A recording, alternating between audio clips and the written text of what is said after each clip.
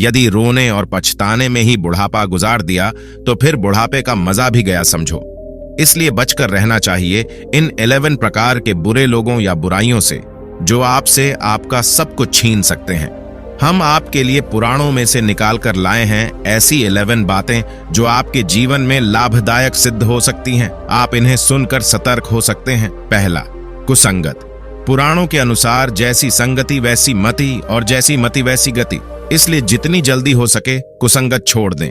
यदि नहीं छोड़ पा रहे हैं तो हनुमान चालीसा की वह चौपाई याद करें, कुमति निवार सुमति के संगी। कुसंग अर्थात बुरे लोगों के साथ रहना। बुरे लोग अर्थात जो अपराधी किस्म के हैं, नशा करते हैं या किसी भी प्रकार के बुरे कार्यों में लिप्त हैं। ये लोग आपके आसपास हो सकते हैं, स्कूल, कॉलेज या दफ्तर में भी हो सकते हैं। आप ऐसे लोगों से दूर ही रहें, अन्यथा ये आपके जीवन को भी संकट में डाल देंगे। दूसरा, माता पिता से झगड़ना। आज के दौर में ऐसे भी बहुत से लोग मिल जाएंगे जिन्होंने शायद ही कभी माता पिता की सेवा की हो, लेकिन अब वे अपनी संतानों से सेवा की उम्मीद रखते हैं। माता पिता से झगड़ा करने वाले बहुत से जवान बेटे मिल जाएंगे। उनकी बुढ़ापे में बहुत बुरी दुर्गति होती है। यह गरुड़ पुराण में लिखा है। पुराण कहते हैं कि जब माता पिता या परिवार के लोग आपसे रुष्ट हो जाएं या परिवार के सदस्य आपको अप्रिय लगने लगे, तब समझो कि विनाश काल शुरू हो गया। तीसरी, झूठ बोलना। झूठ और अहितकारी वचन न बोलना ही सत्य है। बहुत से लोग अपने स्वार्थ के लिए या निष्प्रयोजन झूठ बोलते रहते हैं। वे हर वक्त झूठी कसम खाते रहते हैं। उनमें भी वे लोग अपराधी हैं जो कसम खाकर, झूठ बोलकर और धोखा देकर अपना माल बेचते या व्यापार करते हैं। अपने परिजनों से झूठ बोलना तो और भी खतरनाक है। इसके क्या क्या नुकसान हैं, यह सभी जानते हैं। झूठ बोलने से परिवार और समाज में आपकी प्रतिष्ठा नहीं रहती। झूठ कैसा भी हो, वह सभी को नजर आता है। बहुत ही अच्छे तरीके से बोला गया झूठ भी अंतत पता चल ही जाता है। झूठ बोलने वाले व्यक्ति की आवाज देवता सुनते हैं और उसकी प्रार्थनाएं अनसुनी कर देते हैं। कई लोग अपनी बुरी आदतों को छुपाने के लिए भी झूठ बोलते हैं। अपनी बुरी आदतों को ढंकने या उनको सही ठहराने वाले लोग भी बहुत मिल जाएंगे। यदि वे शराब पी रहे हैं तो शराब के अच्छे होने का तर्क देंगे। यदि वे अन्य कोई धर्म विरुद्ध कार्य कर रहे हैं तो उस कार्य को ढंकने के लिए कुतर्क का सहारा लेंगे। चौथी, सेवा का भाव न रखना।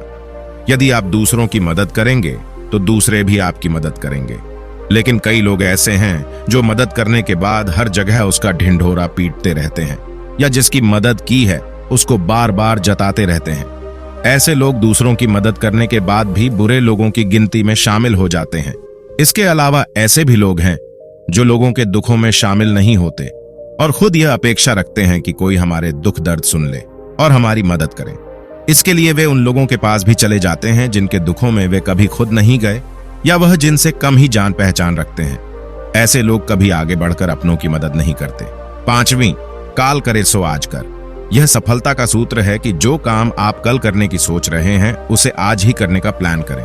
ज्यादातर लोग यह समझते हैं कि आज नहीं कल यह कार्य कर लेंगे, यानी किसी काम को यह सोचकर अधूरा छोड़ना कि फिर किसी दिन पूरा कर लिया जाएगा। यह लापरवाही जीवन में असफलता का कारण बन जाती है।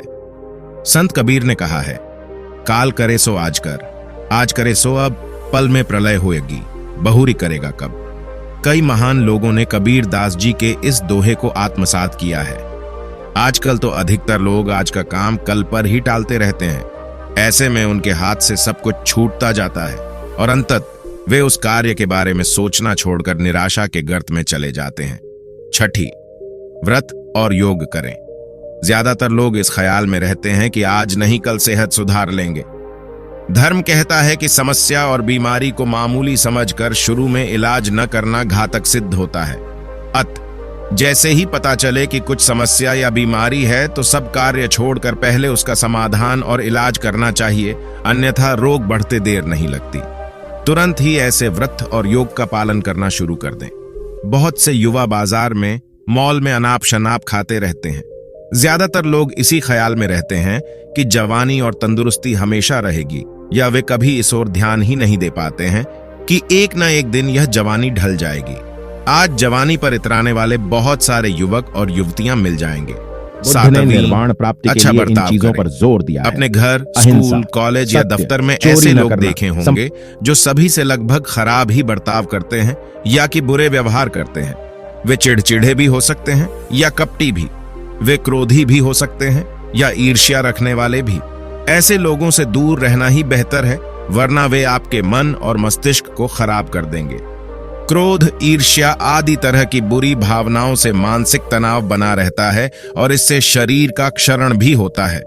व्यक्ति वक्त के पहले बूढ़ा होने लगता है।